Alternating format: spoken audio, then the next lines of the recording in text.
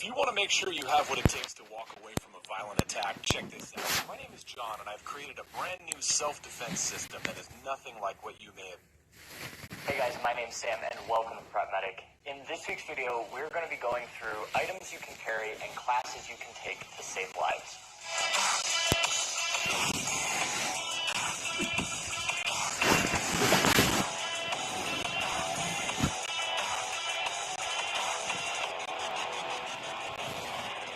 So I really felt like this video was appropriate considering the global climate and the climate in the US right now.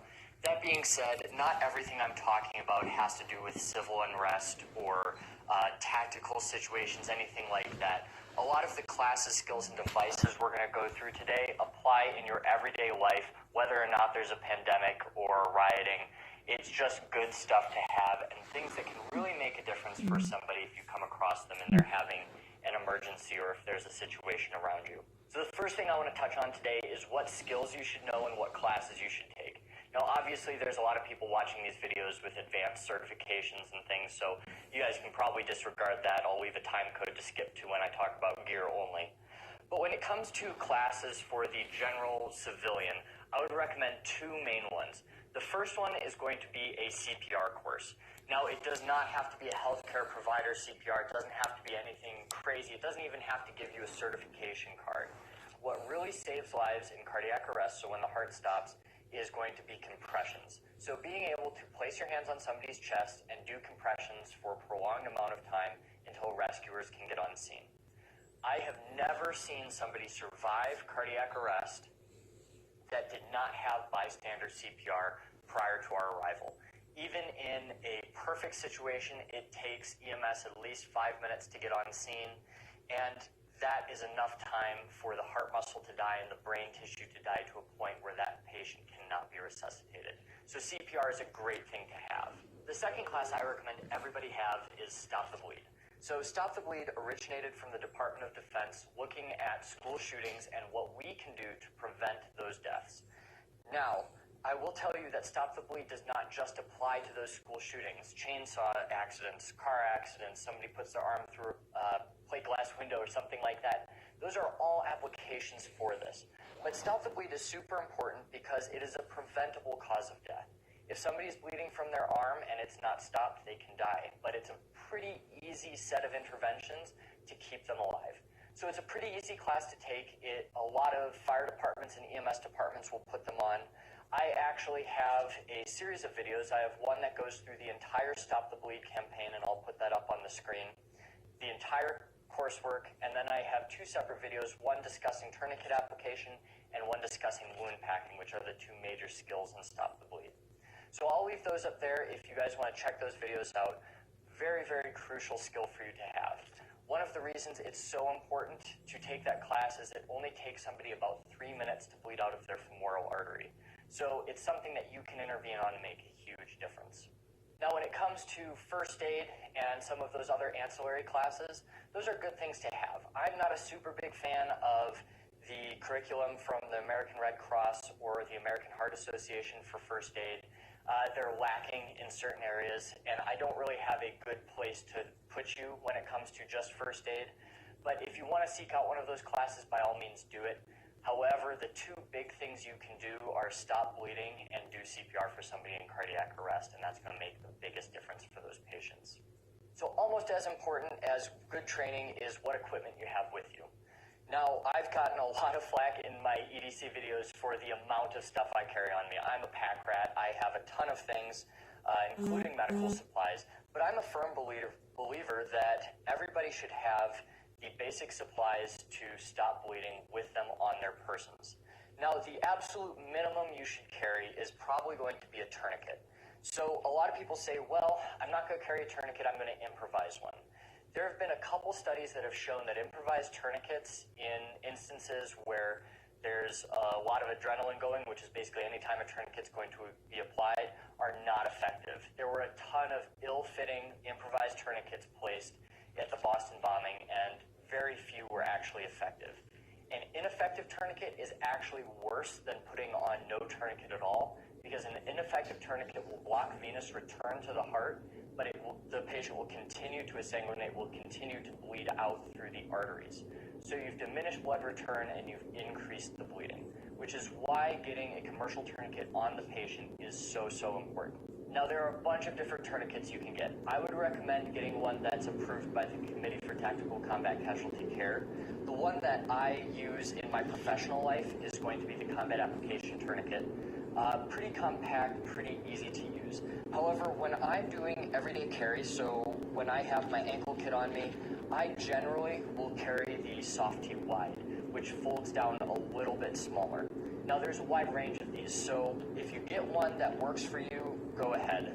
Just make sure that's approved by the committee in most cases. Now, there's some exceptions I'm going to show you here, but they have the most science behind them and are going to be the most effective both for buddy aid and self-aid.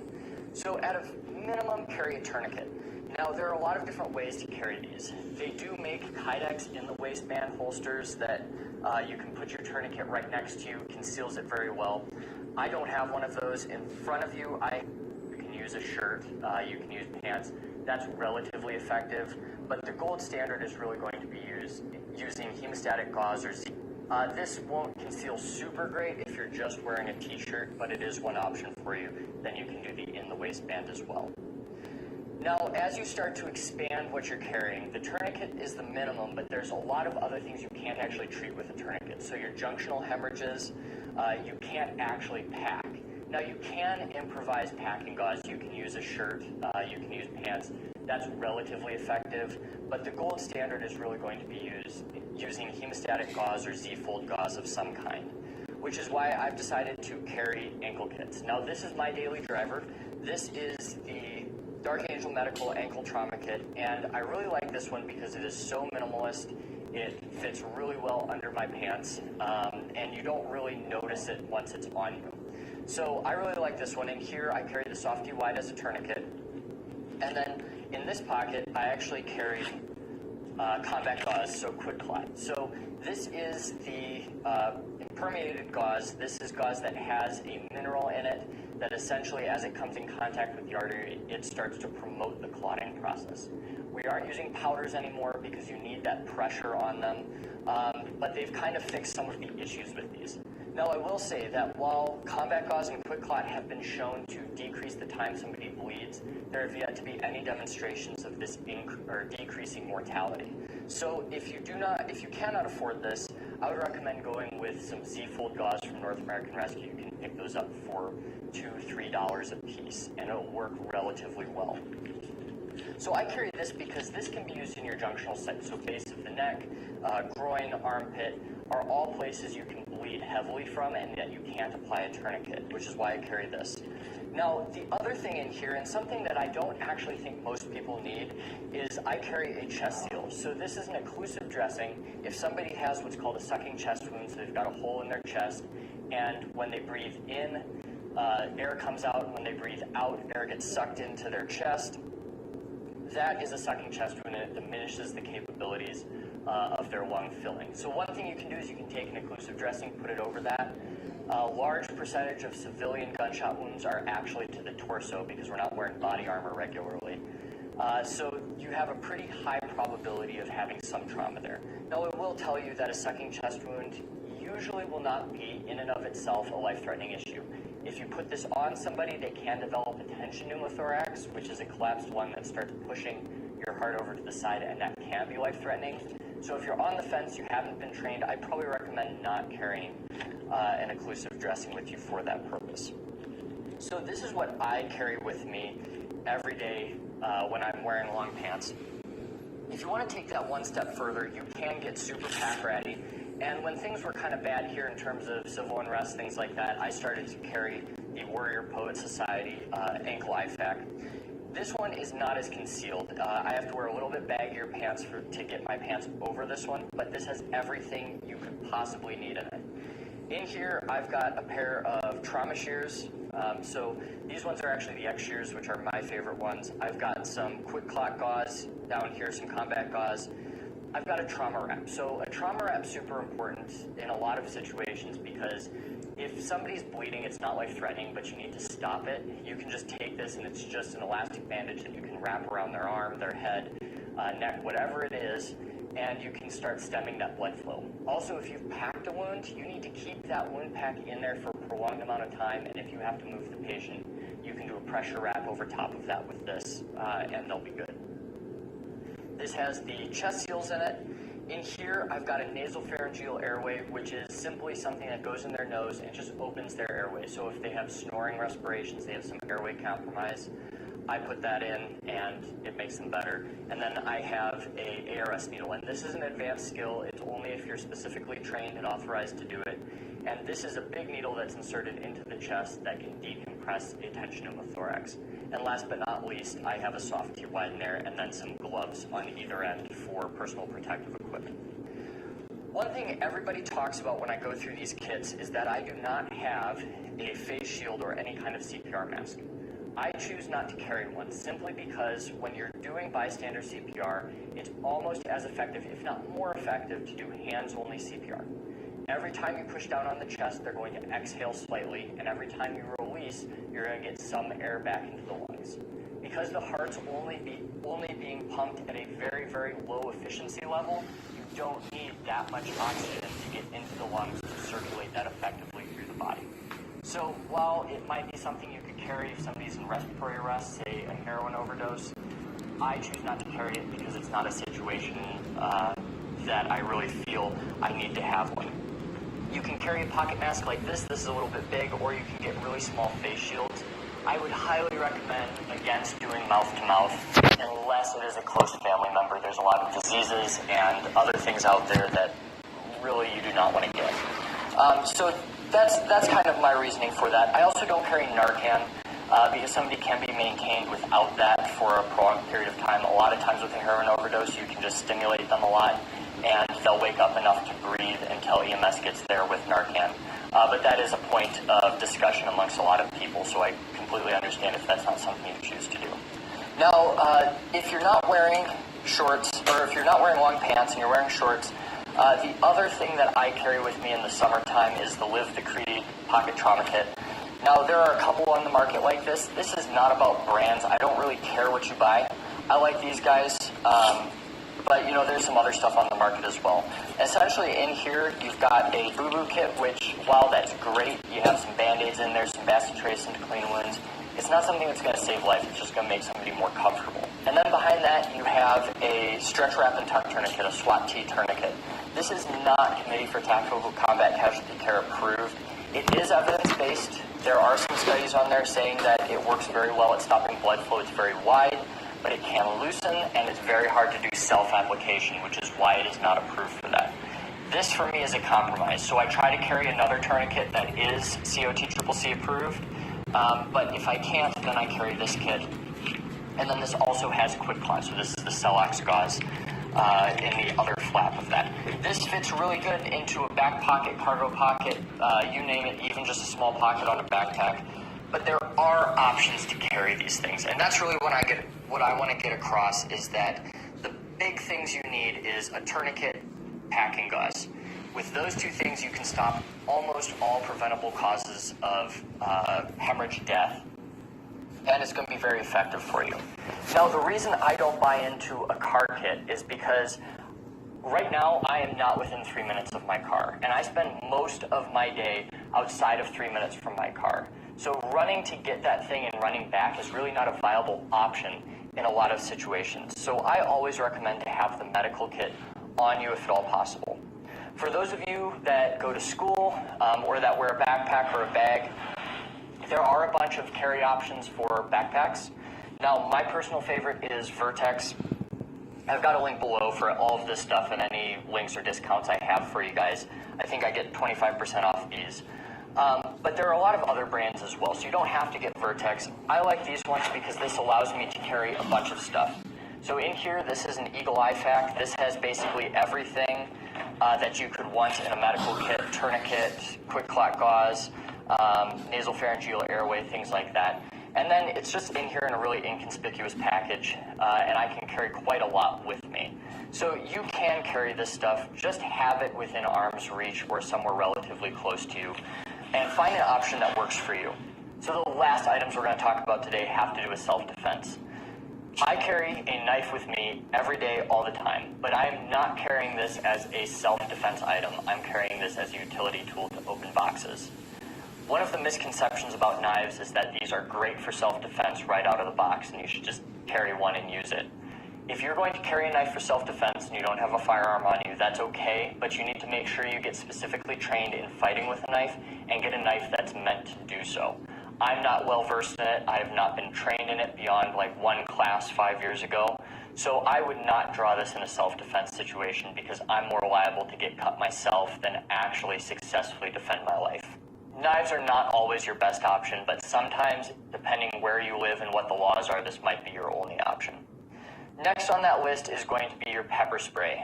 Now, pepper spray is something that I've had on me specifically in the police academy, and while it is really good at distracting somebody, they can't see very well, you can make your escape, it is not debilitating. So don't think that because you pepper sprayed somebody in the face, they are no longer a threat. When we get pepper sprayed in the academy, they pepper spray you in the face, you do 10 jumping jacks, you run over to a guy in a full padded suit, you wrestle him to the ground, you get handcuffs on him, and then you run over to the shooting range and you put a couple shots downrange on target. You can operate through pepper spray just fine. So it is not the be-all end-all of self-defense, but once again, it is something that's really good to get somebody in pain and make your escape so that they can't come after you as effectively. The other item that kind of goes along with pepper spray a lot are going to be those little stun gun, handgun tasers that a lot of people carry. Now, I have been tased with a real taser that has 2 probes in it, and I've had a lot of drive stuns with just an arc taser. And I will tell you that these are not good self-defense tools. They look scary, they might be a deterrent, but they're not debilitating or incapacitating in any way, shape, or form. They hurt a little bit, but you can fight through them. You can get disarmed pretty quickly. It's not like the movies where they stun them in the neck and they collapse. So in my opinion, and I am not a self-defense expert by any means, in my opinion, those are not good tools to rely on in a self-defense situation. Now, the last thing I want to talk about is going to be firearms. I choose to carry a gun with me everywhere I go off duty. Now, before coming to Colorado, I was a sworn reserve law enforcement officer in Iowa. I was also a member of their SWAT team and an entry team member with them. So I've got a fair amount of training in firearms. I have carried pretty much every day since. In Colorado, I'm no longer sworn. And while I am a Special Operations Response Team paramedic for my city, I am not armed in that capacity on the SWAT teams. So with a firearm, you need to be trained in it. Whether or not you're in a state that requires you to be trained or not, you have to be proficient and you have to get a lot of range time in to get that skill level up. You also have to do a lot of scenario training with it to be effective. You have to have shoot, no shoot scenarios. You have to be familiar with the laws. You have to be familiar with your own moral obligation to protect life. So I choose to carry this because in a lot of violent encounters, they're over very, very quickly. Law enforcement is a minimum of 5 minutes away in most parts of the country, if not farther. So when somebody's actively doing violence, I want to be able to stop that very quickly, which is why I choose to carry. Now, this is not an item that I say everybody needs to carry all the time. You know, it's a must-have, arm everybody. That's not my viewpoint on this. If you want to spend the time to get proficient, by all means, go get a firearm. But if you're not, that's completely fine. If you're not comfortable, you do not have to feel like this is something you need to carry with you every day. Everybody's going to be a little different. Every situation is going to be a little different. So that's kind of my advice on firearms. The last thing I want to touch on in this video, and something that is very meaningful to me, and one of the reasons that I started this channel, is not being a bystander. When something happens around you, when somebody's having a medical emergency, when violence is being perpetrated against somebody else, do not be the jackass that's standing with their cell phone recording the whole thing. At the minimum, you need to be calling for help. And you should be able to intervene in that situation. Whether that is applying a tourniquet, doing CPR, keeping people back, stopping an attacker, you should be able to intervene in those situations. And that's something that's really important to me. I know everybody wants that viral video. Everybody wants to, have the 5 minutes of fame online. But these are people's lives, and these are items that you can carry and skills that you can have that can make a huge difference. So do not be the bystander. Intervene if you see something going on. Like I said, guys, I'm going to leave all the links to these products in the description down below, along with any discount codes I have. So if you are interested in the specific brands I mentioned, you can go ahead and pick them up. Like I said, though, this isn't about the brand. There are a lot of great products on the market, and find something that works for you. If you have any questions, leave them in the comments down below, and I will see you next week.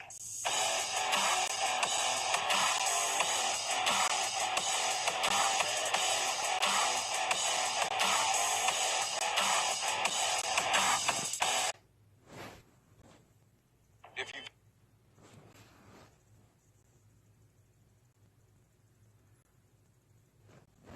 Hey guys, my name's Sam and welcome to Prep Medic. In this week's video, we are taking an in-depth look at my SWAT Medic bag.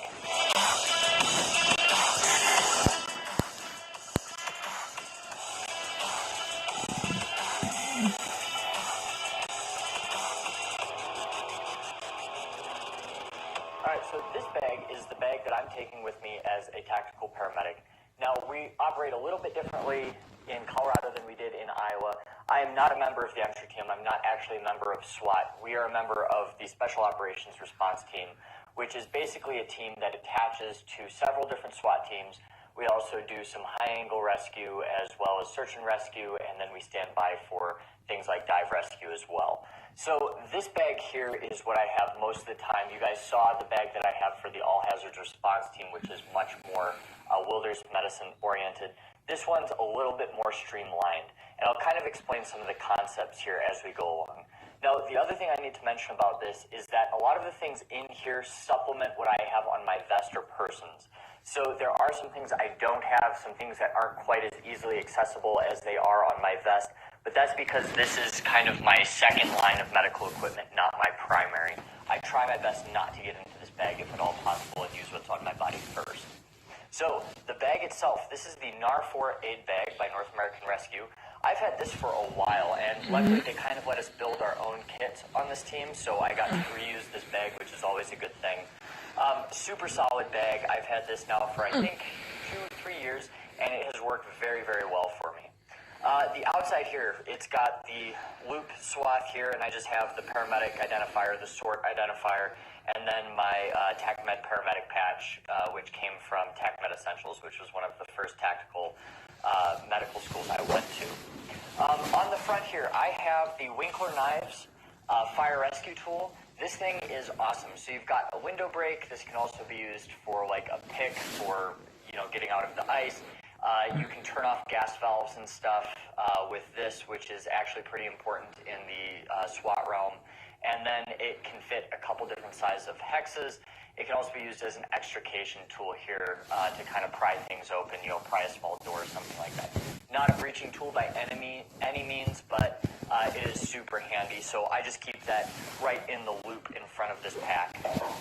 And then on the side, I have one easily accessible tourniquet. So this is in the Blue Force Gear Tourniquet Now, is what's securing it, which is a super cool little device. And really, I just want one tourniquet on the outside of this pack that somebody else can grab. If this is on my back, somebody can grab it and go treat somebody. On the outside of the pack, I have redundancies on the inside because anything on the outside here is liable to get lost. So if this one goes missing, it's not a huge deal. If I rub against something and it comes out, not a big deal. I've got more in the pack, and then I carry, I think, 4 on my gear itself. I just like to have something that's super easily accessible on the outside. The back of the pack, I've got these 2 straps. Now, I'll be honest, this is one thing I don't like about this pack. These are way too thick for a tactical pack. It does not fit over the armor very well. I can loosen these up way, way loose, and it fits relatively comfortable, but it's a lot better if I don't have armor on. So that's the one thing I don't like. This does have the option of clipping it directly to your armor, but a lot of times I don't actually carry this with me. I'll just leave this at the front door as we go in, or it'll stay in the Bearcat depending what the mission is and how far away it is. So like I said, a lot of my primary medical supplies are on my persons as we're doing the mission. So getting into the pack, I really like how this is laid out, and for those of you that have seen my previous SWAT Medic gear layouts, I've kind of changed this one up to conform a little bit better to the March algorithm. So coming up here to the top, we'll take this out for now. I've got 2 bleeding pouches, and I have one labeled tourniquet here because I want to make sure that people know that's where the tourniquets are. So in this pouch, I am actually carrying 2 Gen 7 cat tourniquets, and those are in there. They're a little bit deeper. People say, well, you shouldn't keep them in the middle of your pack because they're harder to get to. Like I said, I've got a lot of them on my body, and then I have the other one easily accessible on the outside. This is when stuff's really hitting the fan, and I've got to either reapply another tourniquet to somebody that's still bleeding, or it's a mass casualty scenario, so we're starting to hand these out like candy. So those fit right in here. I think one thing I'd change about this pack is I really like Mystery Ranch's, the way they have the clear bag so you can see everything. Having these not clear, it's a little bit harder to know what's in there. We do have these labels, which is super nice, however.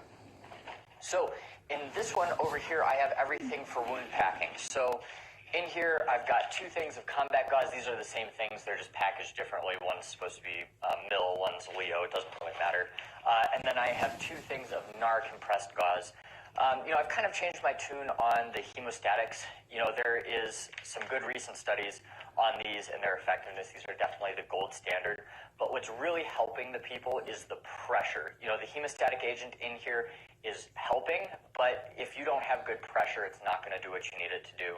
So these are kind of my backups that if I'm packing more than one wound, I'll use these first, however.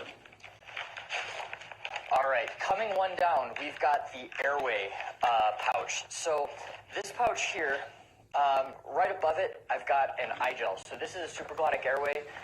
This is just easily inserted. You just lube up the back of that and you just insert it. It's easier than an OPA. Our department actually goes to these primary for cardiac arrests. They don't even do bag valve mass respirations at any point. They just put one of these in and go for it. So if you do have advanced airways and ET tubes, I always advise having some kind of backup. So this is what I have kind of as a backup airway or something really quick I can insert. So I have that right here. These are not very compact, so I only carry one size, and it's the size that'll fit most of our team members. So this is the 50 to 90 kilograms of ideal body weight. So it's kind of the universal adult size, although there is a chance I'll encounter somebody that's too big or too small for it. In the airway compartment, so this is a bifurcated compartment. You've got a flap on the top, and in the top here, I've got a bunch of ET tubes. I've got all the main sizes, and then I have the 602 marked off because that's what I'll probably use for a surgical crike. One thing I forgot to mention is when you first open it, I have this 28 French NPA just staged right on top because this is kind of your first primary airway you're inserting in a tactical situation. So the 28 French, once again, is kind of the universal adult size, but there's a chance it's too big, too small for somebody. And like I said, I've got the ET tubes up top. I've got all the main sizes there just in case. Yes, I know we're not intubating people in a tactical scenario. This is for when we have them in the Bearcat. I have my cardiac monitor, my other meds with me. We can do direct intubation. I also carry McGill forceps for clearing an obstruction. And then below that, I have a tube secure. So this is just fancy tape. It goes around the ET tube, holds it in, can be used on the eye gel as well. Really important if you're doing a lot of patient movement. Below that, I have a laryngoscope with your common sizes of blades, both Mac and Miller, for your intubation. And then right under there, I have a scalpel and a bougie. So these combined with your 602 tube usually go down a size to do it, will give me what I need to do a surgical cricothyrotomy. Now, I do carry both of these items on my vest itself, but this is kind of a secondary option for me.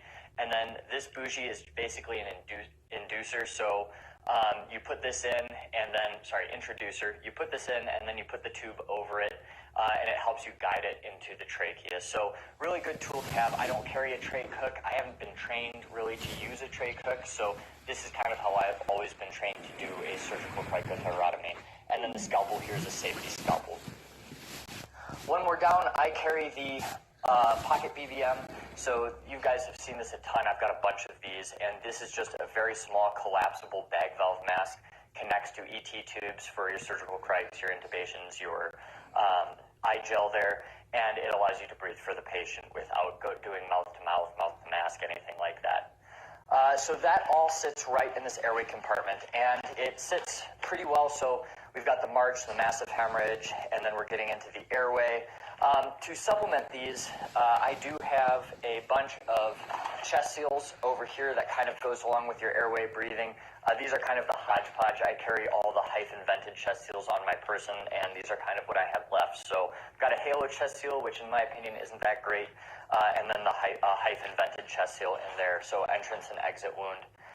And then down here, to go along with your airway as well, I carry 2 ARS needles. I'm not carrying the spears yet. I don't have approval to use those.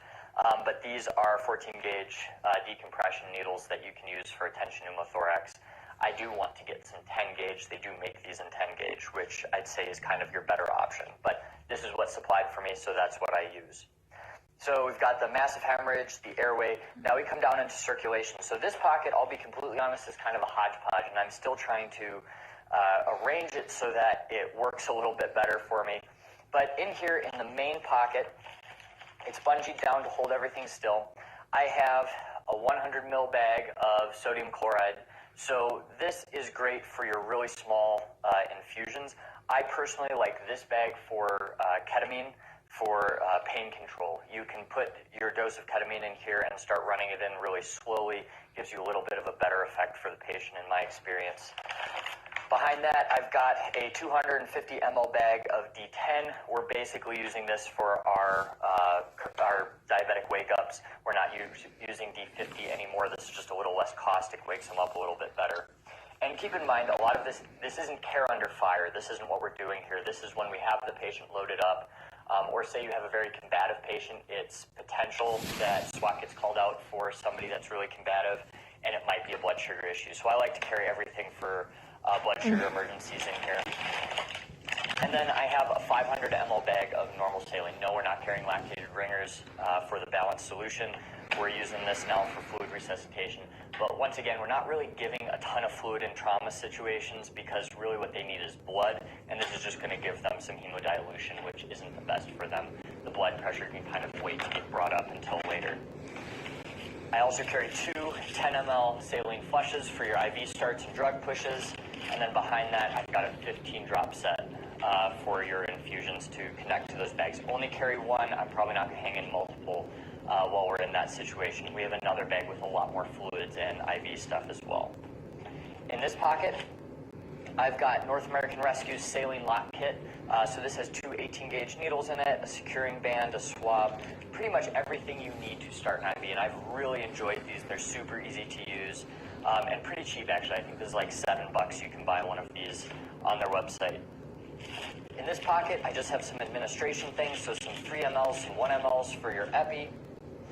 Next to that, I have the main drugs I carry in this pack. Now, this stuff is not your controlled substances, otherwise I wouldn't have that at home with me here. We have another kit we get when we come in that has all our narcotics, so our fentanyl, our morphine, ketamine, etomidate, all our paralytics for RSI, all of that stuff. Oh, and our benzodiazepines for sedation and seizure control. That will supplement this. But in this kit, these are all the non-controlled meds that I think are important. So in here, we've got your nitroglycerin spray, which is for your cardiac chest pain. That goes along with your aspirin tabs. Really simple, but it can actually make a difference in your cardiac patients. I've got glucagon here for your diabetic emergencies, Solumedrol, and this goes along with everything in here I have to treat anaphylactic reactions. So if we're at training, somebody gets stung by a bee, or even on a mission, or somebody gets pepper sprayed in the face and they have an allergic reaction, I want to be able to treat that quickly. I've got 2 vials of epinephrine 1 to 1,000 for anaphylactic reactions that could, in theory, be reconstituted to a 1 to 10,000 dilution for your cardiac epi. If I was in dire straits, we had a cardiac arrest, and that's all I had, I could do that. And then we're carrying diphenhydramine, which is also for your anaphylaxis, minor allergic reactions, and can also be used to treat dystonic reactions if somebody's been administered a lot of Haldol or they're on a lot of psychiatric medications. Sometimes they'll get this muscle kind of tensing. It's called a dystonic reaction, and diphenhydramine is the cure for that. So with some of the people we deal with, that's something good to have for their protection. Carry mag sulfate, which is a very versatile medication. I have it in here for its anaphylaxis. So for somebody with severe bronchoconstriction, I can start a mag drip on them, and that will help with the bronchoconstriction there. And then I'm carrying metoclopramide here. That's for your nausea, vomiting, and then Zofran, which is also for nausea and vomiting. And I have the Zofran in the IV form and the tablet form to put under their tongue. That's not really an emergency. Like, that could be, coming down out of the mountains in the ambulance. I've had students puke on me. I've gotten sick in the back. So if you really need this to do patient care, you can do a self-administration there. Or, your patient, you really don't want to get puked on. So give that a really good thing to have. On the back here, I've got a lot of administration things. I have two things of Narcan. So I'm not carrying a crap ton of Narcan. If you're curious about potential fentanyl exposures and stuff, I have a video on that you can go check out at your convenience. I'll leave a tag up here for you to check that out. So I have 2 vials of Narcan, and that I believe is 4 milligrams total in this case, which is plenty to deal with most situations. And then I have a MAD device, which is an atomizer. You can give that intranasal if you don't have IV access or don't want to give it IM. It's pretty good absorption so long as they don't have a head cold. Only other drug here, I've got glucose paste. Tastes really nasty, but for somebody that's conscious having a diabetic issue, you can give that to them, and they can just suck on that for a while, bring it up without doing any invasive procedures. On this other side, I've got some more administration stuff, just some IM needles here for your quick IM administrations or drop, depending. I've got a pen light for pupil assessment on this side, and that's right with the ARS needles there. And then in this compartment, I've got my vital things. So I'm missing 2 things I usually have in here, and that's because I'm using them for something else at the moment. But I've got a blood pressure cuff and a stethoscope. This isn't my usual stethoscope. This is an issued one. So it's a very pretty color of blue. Really goes with the tactical environment. And then usually in here I have a small little finger pulse oximeter. I actually ordered a second one from Amazon. Same one I carry in my Wilderness Medical Kit because I really like that brand. And then a glucometer is usually in here, but we actually got that co-opted from me for a truck. So waiting to get that back, get another one in here. That's what goes in the vital thing, just a really quick ability to assess somebody. And, this is done kind of after the fact. In here as well, I carry another MAD device for your intranasal administrations. All right, coming over to the lid of the pack. Down here, this goes along with your bleeding. I've got some trauma wraps. These are kind of miscellaneous emergency trauma dressings from North American Rescue. I had sitting around. They have so many different packagings of these things. These are all the flat wraps because I noticed this pack was getting kind of bulky. It was a little bit hard to carry around. So I've switched them all out for these guys here. One up from that in this middle pocket, I carry everything for your splints and minor bandaging. So in here I've got 2 triangular bandages, super useful to have. I would recommend everybody get a bunch of these. They're also called cravats. Used for slings, swaths, they can be used for bandanas, bleeding control, pressure bandages, tying on a splint, you name it. I've got a roll of just a wrap there for splinting. And then behind all of that, I carry a SAM splint. So really versatile splint you can use for arms, legs, use it as a makeshift C-collar, any number of things. So really interesting thing to have. Not really done in a combat scenario, so I don't really need the green one. It just costs more to get the green one, so I just go with what I have as the orange. I do carry a small survival blanket. This is just to help keep people warm. Hypothermia kills some trauma. And then I've got 2 hot packs here. So this is mainly for teammates that get cold. But it could also be used to pack in that warming blanket under somebody's clothes to try to get them a little bit warmer, give them some extra heat. And like I said, in the top here, we've got the 2 chest seals.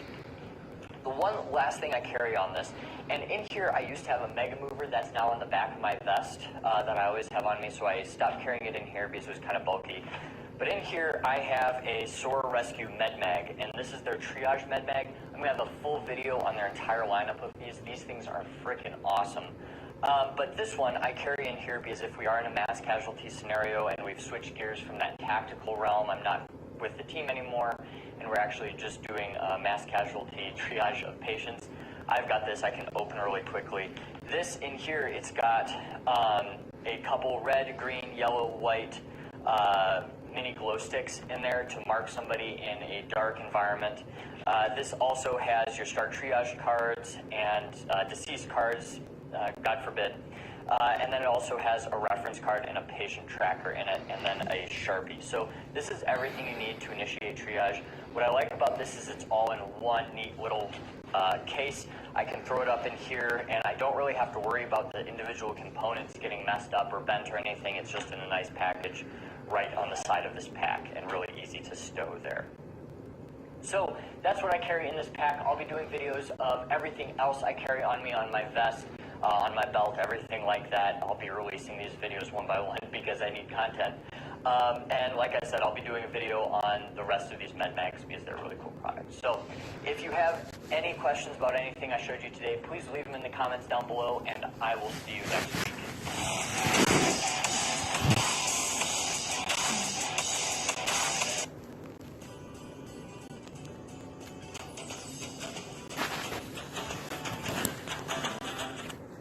Hey guys, my name's Sam and welcome to Prep Medic. In this week's video, I'm giving you a walk around of our brand new Horton ambulance.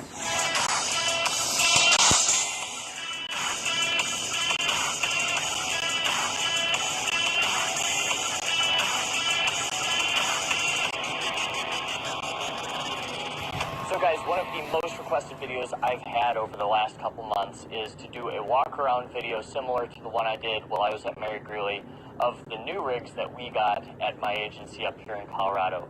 So this video, we're going to be going around the outside, going to the inside, and I'll show you the cab of this ambulance, going through it piece by piece. Alright, so starting out with the ambulance itself, we have a Ford chassis. This is a van chassis with a Horton box on the back. So pretty reputable brand for ambulances. This is a gas rig, it is not diesel, and it is two-wheel drive, so we're still trying to figure out how that works. It does handle very well on the highway and has pretty decent acceleration for us. So coming over here to the driver's side cabinet, up here we have the placard that shows what unit we're in. It just identifies the rigs. We have about 30 to 40 rigs on the road at any given time, so those are our identifiers. Coming into this cabinet, we have a large inline O2 tank. So this supplies the entire ambulance with oxygen, and it lasts for quite a while, even with continuous CPAP. Down here, we've got two life preservers. So we have these, we've got a lot of water in our territory, so we use these, not a ton, but if we need them, they're there. Down in this cabinet, this is really quite empty. We've got some triage tags, and then we have some road flares over there along with the fire extinguisher. And really, we just use this for storage of the crew's individual gear. So if all crews are issued bunker gear and helmets, if you're on a special team, you can put some of that gear back here for your shift. Down here, we've got the router for all the Wi-Fi.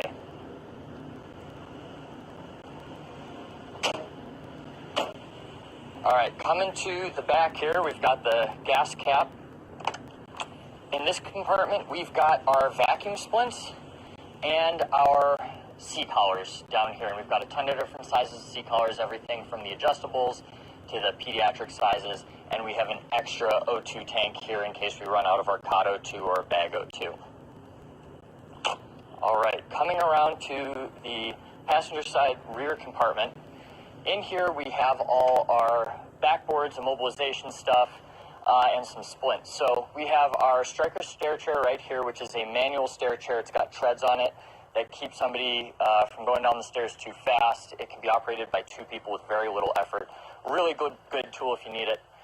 Then we have a old KED board that's never opened.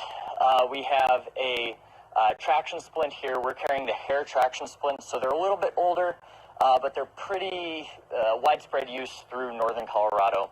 Then we've got a split board here, a backboard, and behind that split board, we actually have what's called a Reeve stretcher, which is a yellow soft stretcher that allows us to roll somebody onto it. It works as spinal immobilization, but is a little bit more comfortable and easier to carry somebody on. All right, over here, right behind the passenger seat, this is an interior cabinet that can be opened from the outside. So you can see, we'll go through these in a second, we've got our MedBox O2 bag and suction that we can grab from the outside of the rig. pretty easily. So it's a nice cabinet to have for if we're going on a cardiac arrest or something, we're taking everything in the kitchen sink, open this up, grab what we need, and go in.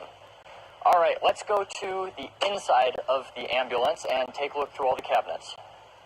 So as we come in the side door, we have this cabinet immediately to your right. This is one of our main cabinets, and in the top section of this cabinet, we have most of our IV supplies. So up here, we've got 7 bags of saline. Now this seems like a crap ton, but these trucks are actually street corner posted, which means they do not have stations. Crews pick them up in the morning, and then they go out into the city, and they respond to calls all day. So everything in this truck is stocked to last them all day long.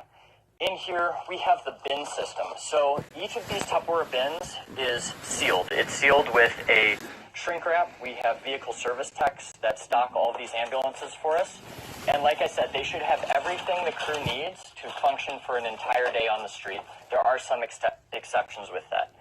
Once they come back to the station at the end of the day, they take these bins, whatever is broken or used, they give to the VSTs, and they switch them out for bins that are already stocked. So they have a pretty quick turnaround. It's very efficient for the fleet. So in here, we've got some patient restraints, spit hoods if we need them. We have larger leather restraints back here. This one, we've got IV tubing, so these are both the micro drips and macro drips for our infusions. One floor lower, we have all the other IV supplies. So our needles, so our 14, 16 gauge, 18, 20 gauge, 22, 24 gauge, the IV start kits, saline flushes, IV supply bin, which is essentially tape and some tubing, and then you have emesis bags right here. Always important to be able to get to the emesis bags in a hurry. Down here, we have our Bob, so the big orange box. This is a Pelican case, and I'll be completely honest, for medications, it does not work very well at all. If this thing tips over, our meds kind of dump everywhere. In here, we've got our basic complement of both ALS and BLS medications. We are looking to actually switch this to a Conterra bag in the near future because of those issues we are having with it. Now, right behind that, you can see we've got a portable suction unit, and that suction unit can be brought into calls. We can also use it to supplement the truck suction. And then one below that, we have our O2 bag. So this is a stat pack, and in there we've got a O2 tank, we have CPAP, nasal cannula, non-rebreather, and then we also have some nebulizing treatments and a nebulizer in there as well. So easy to grab, throw on the back of the cot if we need it, but generally it just stays in this cabinet here. All right up here, we have our NARC box. So these are an RFID NARC box. They're hooked up. Everybody has their own ID to open it. So all the controlled substances aren't actually kept in this box. They're kept up here for security purposes, and then it tracks whoever logs into it.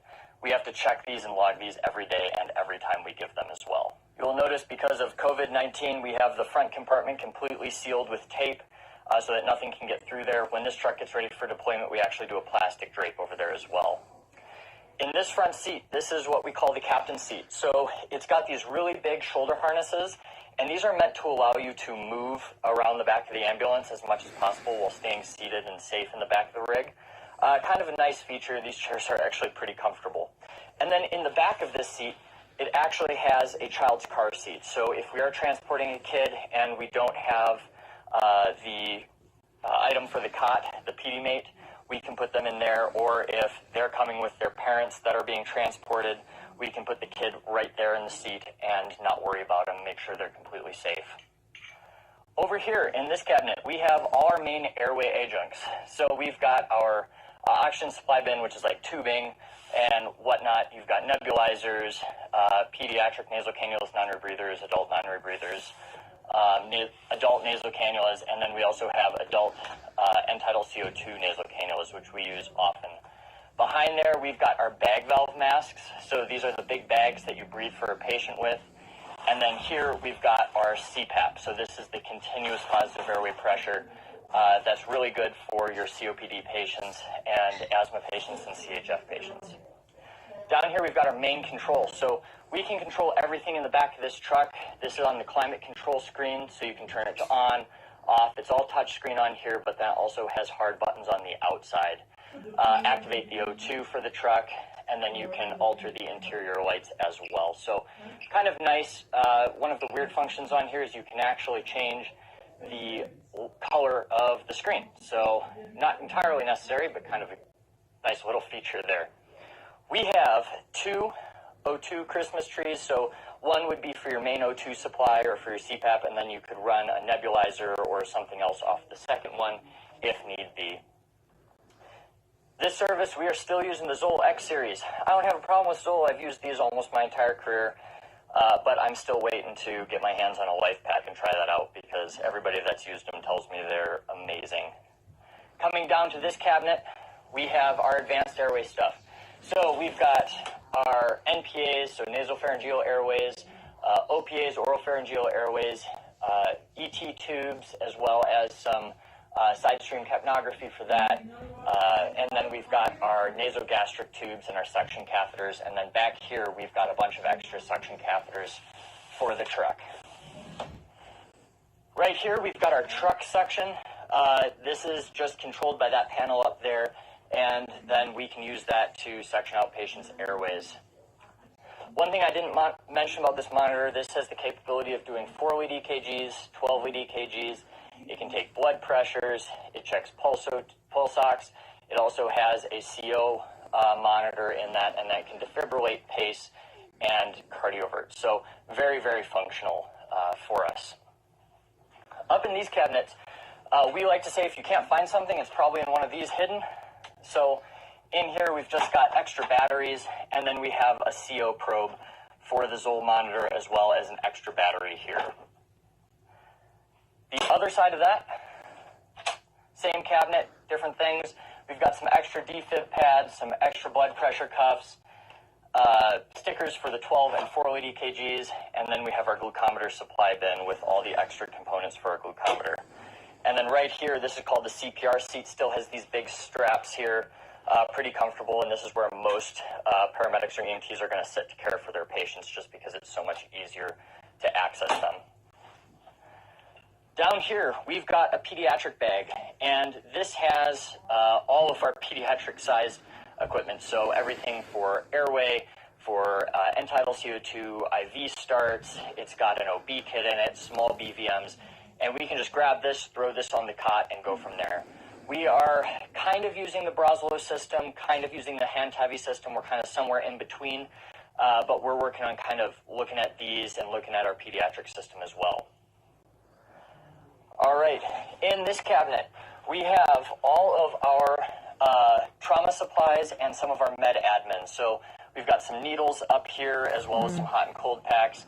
Saline rinses. Down here we've got a SAM splint, a SAM pelvic binder, which is awesome, a couple major dressings, some cling acrylics, and then some 4x4 pads. Down here we've got a bunch of extra gloves, and then we have mega movers galore. We have a PPE bin, and then some translation books, nose clamps, kind of miscellaneous items there. And in the far left of this cabinet, we are carrying a PediMate, which is to secure our little ones to the cot and transport them safely to the hospital. You're going to notice all of these have kind of a gunk on them. I'm not sure if you can see it on the video, but that's actually from our decon process from the COVID stuff. That's all Virex, and we just lay it on there, make sure everything's dead. It doesn't look pretty, but it's super safe for us and our patients. Coming to the side here, we've got our bench seat. So there's two large straps here. You can actually strap a backboard or a patient laying supine here with these seat belts attached down here, which is kind of a cool feature. No cabinets up here, you'll notice. And then we've got Sani cloths there.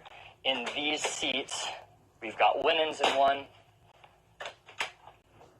And we've got kind of our miscellaneous, so body bags, O2 tank, chucks, and our urinals, things like that. Just for if you need them, you can grab them quickly. All right, coming up here, this is our first out bag. So this should look relatively familiar from my Mary Greeley video. Same bag. In here, top pocket, we're carrying our glucometer, blood pressure cuff, stethoscope, thermometer, along with some trauma shears, emesis bag, spit hood. So it's our quick access things, are things we're going to have to get to assess our patients. Coming down, we've got our IV kit, IO, pressure bags. One more down to that, we've got our BVM, our airway roll, which is a StatPack airway roll. And then we also carry a King Vision, which is our video laryngoscope, in there as well. And our stylet for our untracked King. On one side, we have all our trauma supplies. So this is our tourniquets, quick clot gauze, our chest seals, everything like that. And on the other side, we actually have a small Tupperware box that has our basic medications, the medications we use the most as a service. So we have them when we bring them in. And then that also has like our Narcan D10 for our infusions and some PPE and biohazard bags. So altogether, this has almost everything we need in it.